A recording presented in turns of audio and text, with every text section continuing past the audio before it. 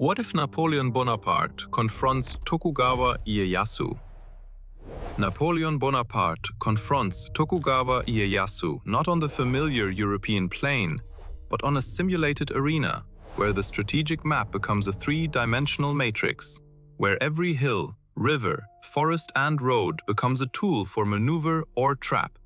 Napoleon's artillery occupies key positions, batteries are arranged to cover maximum sectors, soldiers are trained to work in sync, shot calculation, barrel angle, projectile velocity and battery interaction create precise kill zones, where one error leads to a miss, and each sequence of shots leads to the destruction of the defensive line.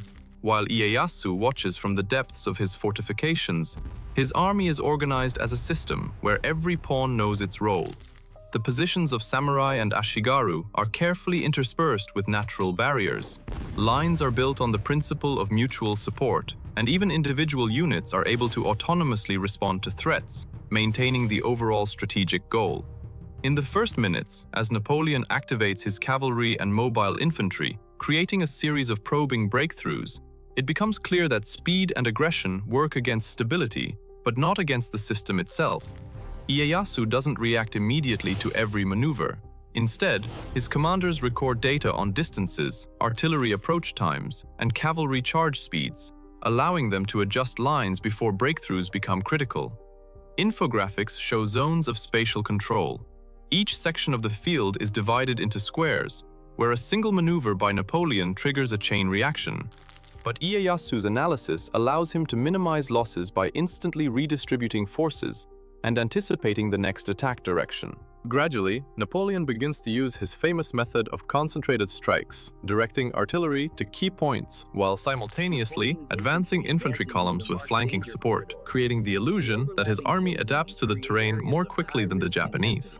But even with such maneuvers, Ieyasu's system holds up. Individual fire batteries cover the rear, light infantry move between trees and rice terraces to cover the flanks, and samurai with bows create zones of control where cavalry and infantry cannot safely enter. It is this mutual integration that makes the Japanese line strong. Scientific data, compared with infographics, show that Napoleon's speed exceeds the response speed of Ieyasu's individual units by 20 to 30%. But on the scale of the entire system, the reaction of the Japanese army compensates for this, turning the aggression of the European army into localized effects that are unable to break the whole. Every breakthrough attempt is recorded and analyzed. Every loss of artillery leads to a reconfiguration, and this turns the battle into a dynamic game where every second is critical, and the ability to redistribute resources becomes a key factor in survival. Napoleon understands that direct pressure won't work and begins to use his engineering skills, attempting to create temporary crossings and fortifications to continue the offensive, using field mines and batteries to break the Japanese lines. This demonstrates a purely European approach, the use of technology, might, and the concentration of force in choke points. However, Ieyasu employs the principle of slow pressure, allowing the system to adapt like a spring. Each samurai and ashigaru knows that their position is part of a larger scheme, and any enemy pressure is redistributed among adjacent units, reducing local pressure and preserving the overall structure. When Napoleon attempts to create a quick flank breach using cavalry and mobile columns, Ieyasu doesn't rush the attack, but rather makes a calculated move. He changes his formation, shifts reserve lines, activates hidden ambushes, and creates the illusion of a weak spot to lure the Europeans into a trap where they will be controlled by fire and counter-pressure. The infographic shows how Napoleon's column movements gradually enter corridors of vulnerability that the samurai instantly close. The psychological pressure works differently here. Napoleon is accustomed to deciding the outcome through speed, decisiveness, and concentrated fire. His soldiers are oriented toward instant reaction and aggressive advancement, whereas the Japanese act calmly, each move calculated to conserve energy, control space, and the ability to respond to a series of attacks. This transforms the battle into a chess game on a massive board, where every piece knows it is part of a continuous flow. As the day progresses, Napoleon's speed and aggression create localized successes. Some batteries suppress Japanese skirmishers, and cavalry manages to squeeze between the lines. But each such victory requires a colossal effort, and Ieyasu instantly redistributes forces, eliminates vulnerabilities, and restores balance, so that the final effect of the European attacks appears temporary, like a wave on a calm lake that soon returns to its original shape. The Japanese command system demonstrates not only a structural advantage, but also an informational one. Every detachment, every battery, and every cavalry group transmits signals. Shouts, flags, and background sounds allow for instantaneous adjustments. Infographics show that reaction times in the Japanese line are minimal. Although individual soldiers react more slowly, the system as a whole compensates for this, creating a sense of instant synchronization. In contrast, the European army is strong in local areas and reacts quickly to changes, but is incapable of instantly redistributing forces across the entire line.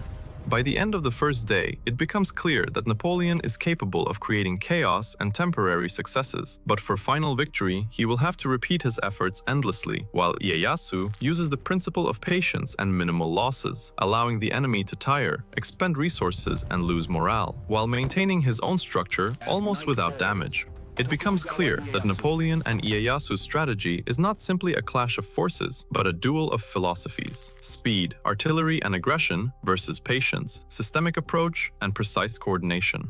Napoleon tries to accelerate the tempo. His batteries shift diagonally, his cavalry zigzags to expose the weak points of the Japanese defense, and the infographic captures the distribution of fire density and threat zones. Each battery creates an elliptical field of fire that intersects with its neighbors, and infantry lines move to the rhythm of artillery fire to maximize the time windows when Japanese riflemen are forced to change positions. But Ieyasu demonstrates the effect of a systemic reserve. Every mobile group, every infantry line, and every samurai knows its place in a complex network of mutual support. And the infographic shows that the Japanese army's zones of control remain almost continuous despite the chaotic incursions of Napoleon's columns. Every attack is recorded, redistributed, and neutralized without critical losses, gradually tiring the enemy because aggression requires energy and concentration, while the system works like clockwork, wasting no unnecessary resources. Midway through the battle, Napoleon decides to concentrate his attacks on the right flank, attempting to break through the Japanese line with mobile artillery and a cavalry wedge, creating the impression of a breakthrough. However, Ieyasu employs the principle of reverse pressure, allowing the Europeans to enter a narrow corridor between hills and terraces, where column movement is limited